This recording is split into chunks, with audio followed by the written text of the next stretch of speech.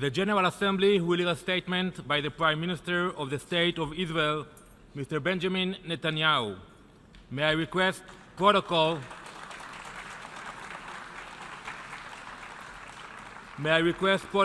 to escort His Excellency.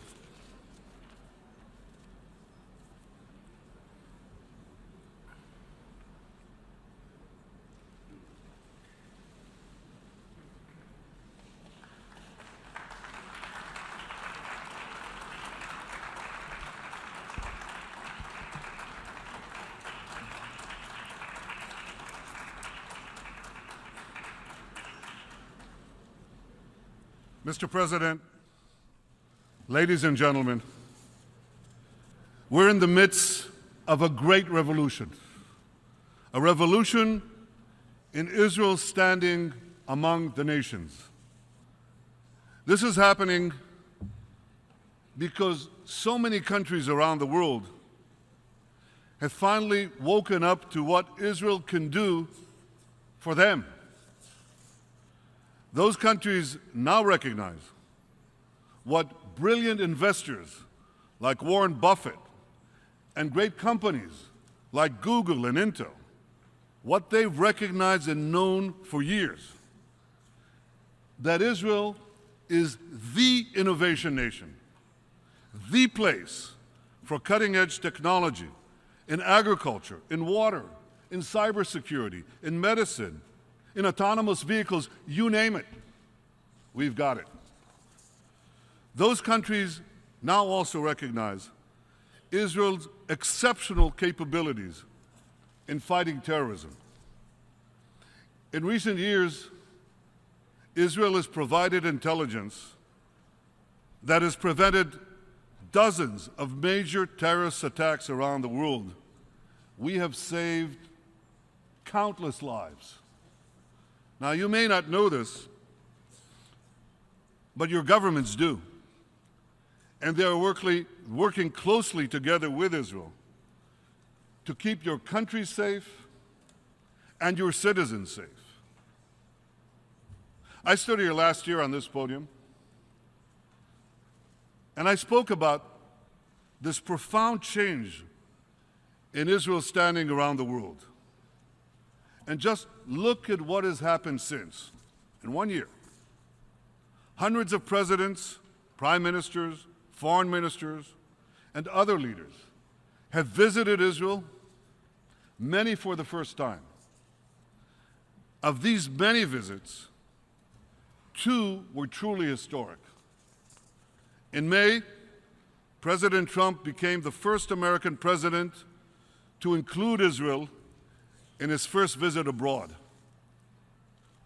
President Trump stood at the Western Wall, at the foot of the Temple Mount, where the Jewish people, or rather the Jewish people's temples, stood for nearly 1,000 years. And when the president touched those ancient stones, he touched our hearts forever. In July, Prime Minister Modi became the first Indian Prime Minister to visit Israel. You may have seen the pictures. We were on a beach in Hedera.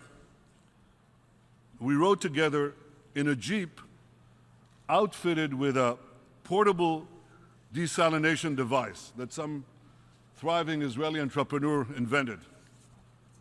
We took off our shoes, waded into the Mediterranean, and drank seawater that had been purified only a few minutes earlier. We imagined the endless possibilities for Israel, for India, for all of humanity.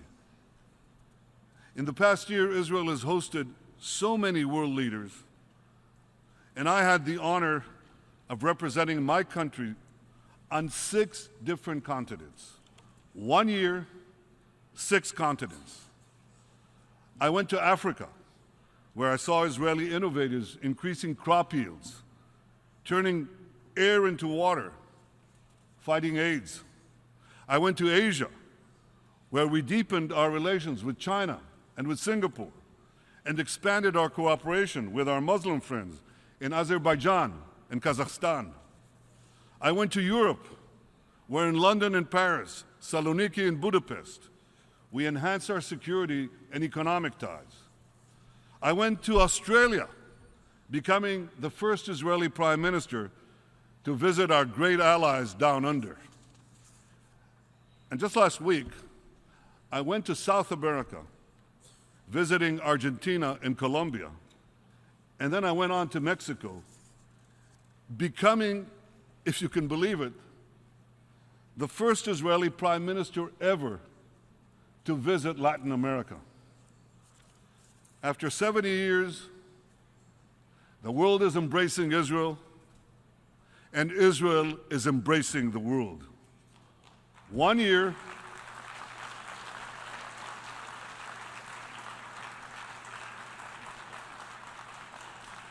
one year, 6 continents. Now, it's true. I haven't yet visited Antarctica, but one day I have to go there. I want to go there too, because I've heard that penguins are also enthusiastic supporters of Israel. Now, you laugh, but penguins have no difficulty recognizing that some things are black and white, are right and wrong. And unfortunately, when it comes to UN decisions about Israel, that simple recognition is too often absent. It was absent last December when the Security Council passed an anti-Israel resolution that set back the cause of peace. It was absent last May when the World Health Organization adopted, you have to listen to this, the World Health Organization adopted a Syrian-sponsored resolution that criticized Israel for health conditions on the Golan Heights. As the great John McEnroe would say, you cannot be serious. I mean, this is preposterous. Syria has barrel-bombed, starved, gassed, and murdered hundreds of thousands of its own citizens and wounded millions more, while Israel has provided life-saving medical care to thousands of Syrian victims of that very same carnage. Yet who does the World Health Organization criticize? Israel. So is there no limit to the UN's absurdities when it comes to Israel? Well, apparently not, because in July, UNESCO declared the Tomb of the Patriarchs in Hebron a Palestinian World Heritage Site.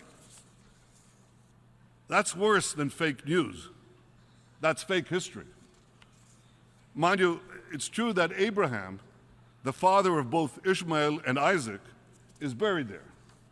But so too are Isaac, Jacob, Sarah, Rebecca. Sarah is a Jewish name, by the way.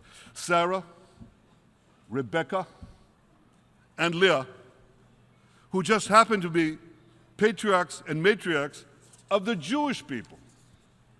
Well, you won't read about that in the latest UNESCO report, but if you want to, you can read about it in a somewhat weightier publication. It's called The Bible. I highly recommend it. I hear it even got 4.5 out of 5 stars on Amazon, and it's a great read. I read it every week. Ladies and gentlemen, a moment to be serious. Despite the absurdities, despite the repetition of these farcical events, there is change. Slowly but surely, there are signs of positive change even at the United Nations. Mr. Secretary General, I very much appreciate your statement that denying Israel's right to exist is anti-Semitism, pure and simple. Now that's important, because for too long, the epicenter of global anti-Semitism has been right here at the UN. And while it may take many years, I'm absolutely confident that the revolution in Israel's ties with individual nations will ultimately be reflected here in this Hall of Nations. I say that because there's also a marked change in the position of some of our key friends. Thanks to President Trump's unequivocal support for Israel in this body, that positive change is gathering force. So thank you, President Trump. Thank you for supporting Israel at the UN. And thank you for your support, Ambassador Nikki Haley. Thank you for speaking the truth about Israel.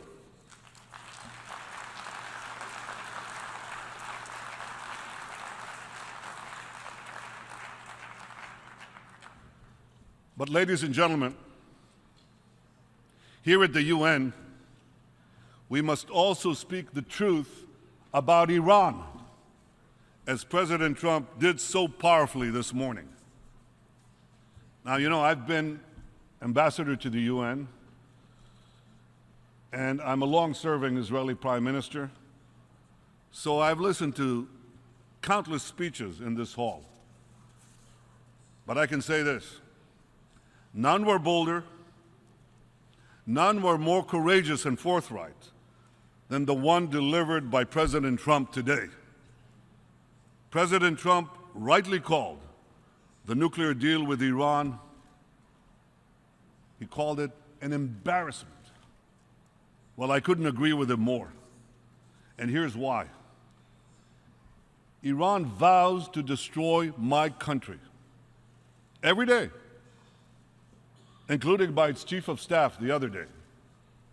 Iran is conducting a campaign of conquest across the Middle East, and Iran is developing ballistic missiles to threaten the entire world. 2 years ago, I stood here and explained why the Iranian nuclear deal not only doesn't block Iran's path to the bomb, but actually paves it. Because the restrictions placed on Iran's nuclear program have what's called a sunset clause. Now, let me explain what that term means. It means that in a few years, those restrictions will be automatically removed, not by a change in Iran's behavior, not by a lessening of its terror or its aggression. They'll just be removed by a mere change in the calendar. And I warned that when that sunset comes, a dark shadow will be cast over the entire Middle East and the world, because Iran will then be free to enrich uranium on an industrial scale, placing it on the threshold of a massive arsenal of nuclear weapons. That's why I said 2 years ago that the greater danger is not that Iran will rush to a single bomb by breaking the deal, but that Iran will be able to build many bombs by keeping the deal. Now, in the last few months, we've all seen how dangerous even a few nuclear weapons can be in the hands of a small rogue regime. Now imagine the danger of hundreds of nuclear weapons in the hands of a vast Iranian Islamist empire with the missiles to deliver them anywhere on earth. I know there are those who still defend the dangerous deal with Iran, arguing that it will block Iran's path to the bomb. Ladies and gentlemen, that's exactly what they said about the nuclear deal with North Korea. And we all know how that turned out. Unfortunately, if nothing changes, this deal will turn out exactly the same way. That's why Israel's policy regarding the nuclear deal with Iran is very simple. Change it or cancel it. Fix it or nix it. Nixing the deal means restoring massive pressure on Iran, including crippling sanctions, until Iran fully dismantles its nuclear weapons capability. Fixing the deal requires many things, among them inspecting military and any other site that is a suspect, and penalizing Iran for every violation. But above all, fixing the deal means getting rid of the sunset clause. And beyond fixing this bad deal, we must also stop Iran's development of ballistic missiles and roll back its growing aggression in the region. I remember we had these debates. As you know, I took a fairly active role in them. And many supporters of the deal naively believed that it would somehow moderate Iran. It would make it a responsible member, so they said, of the international community. Well, you know, I strongly disagreed. I warned that when the sanctions on Iran would be removed, Iran would behave like a hungry tiger unleashed, not joining the community of nations, but devouring nations, one after the other. And that's precisely what Iran is doing today. From the Caspian Sea to the Mediterranean, from Tehran to Tartus, an Iranian curtain is descending across the Middle East. Iran spreads this curtain of tyranny and terror over Iraq, Syria, Lebanon, and elsewhere, and it pledges to extinguish the light of Israel. Today I have a simple message for Ayatollah Khamenei, the dictator of Iran. The light of Israel will never be extinguished.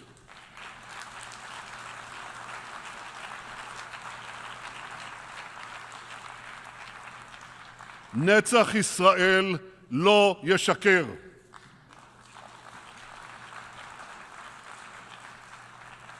Those who threaten us with annihilation put themselves in mortal peril. Israel will defend itself with the full force of our arms and the full power of our convictions. We will act to prevent Iran from establishing permanent military bases in Syria for its air, sea, and ground forces. We will act to prevent Iran from producing deadly weapons in Syria or in Lebanon for use against us. And we will act to prevent Iran from opening new terror fronts against Israel along our northern border. As long as Iran's regime seeks the destruction of Israel, Iran will face no fiercer enemy than Israel. But I also have a message today for the people of Iran. You are not our enemy. You are our friends. Shoma duste ma hestid. One day, my Iranian friends, you will be free from the evil regime that terrorizes you, hangs gays, jails journalists, tortures political prisoners, and shoots innocent women like Nida Sultan, leaving her choking on her own blood on the streets of Tehran. I have not forgotten Nida. I'm sure you haven't too.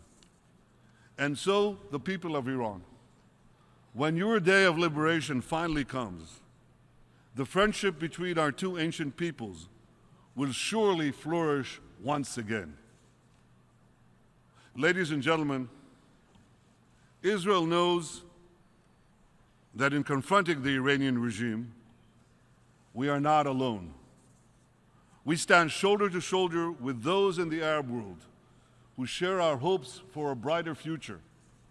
We've made peace with Jordan and Egypt, whose courageous president, Abdel Fattah al-Sisi, I met here last night.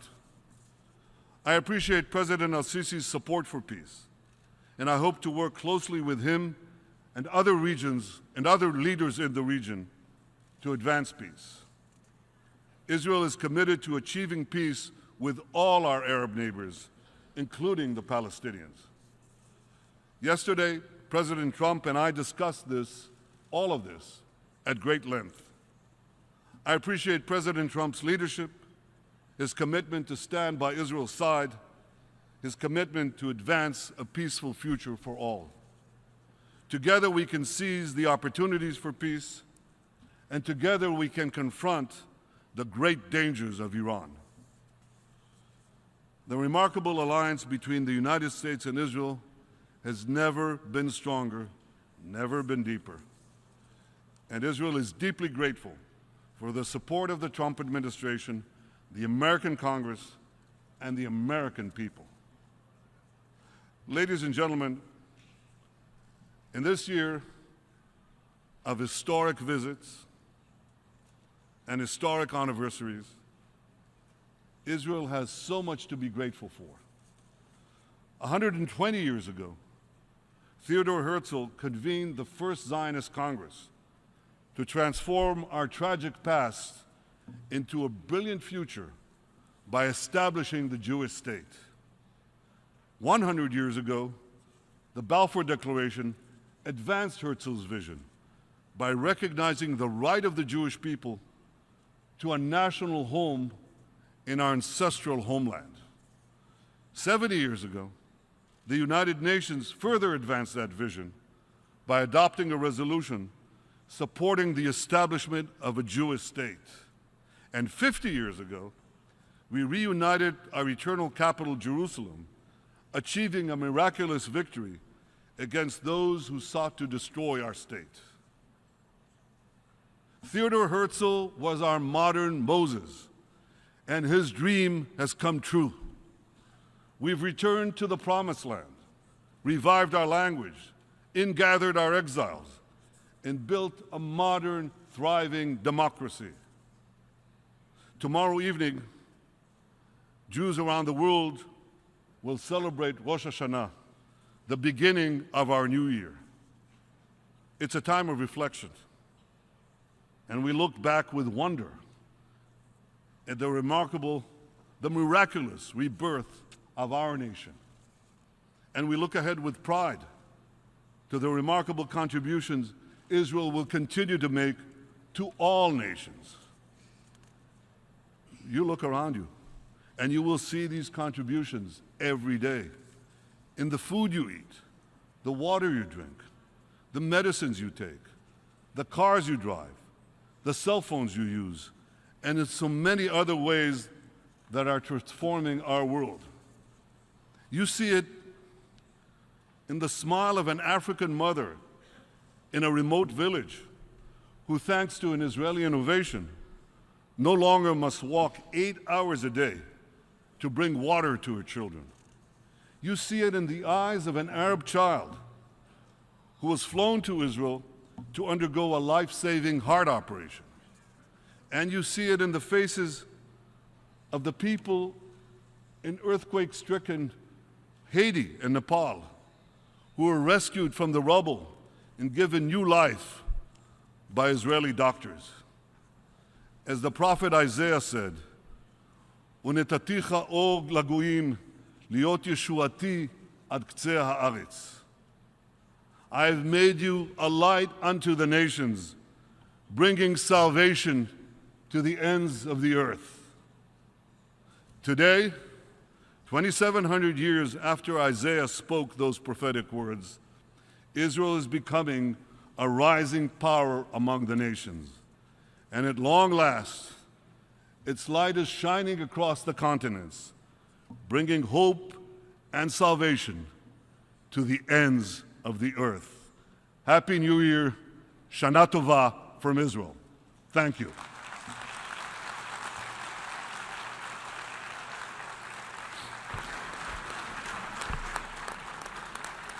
On behalf of the General Assembly, I wish to thank Prime Minister Netanyahu of the State of Israel for the statement just made. Thank you, Prime Minister, and let me wish you a Happy New Year, Shana Tova. I request protocol to escort His Excellency.